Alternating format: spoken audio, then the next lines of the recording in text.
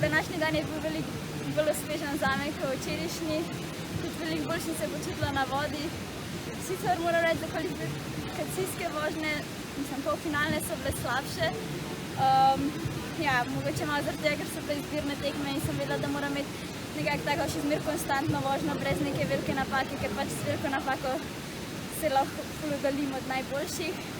V finalu sem probala na vse ali nič in sem sam pač hotela pokazati, kaj znam in sem uživala od štarta do cilja in moram reči, da v obeh čolnih mi je kar zelo lepo stekel in sem zadovoljna z vožnjo. V bistvu ne vem, kako je šla Elena točno, ampak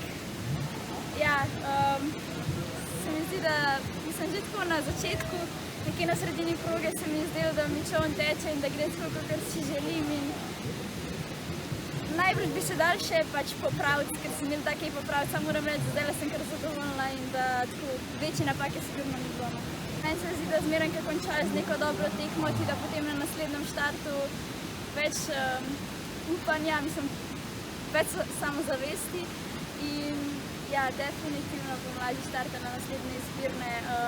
Še 2 tekmi nas čakata. Potrudila se bom, dala bom vse od sebe in upala najboljši rezultat.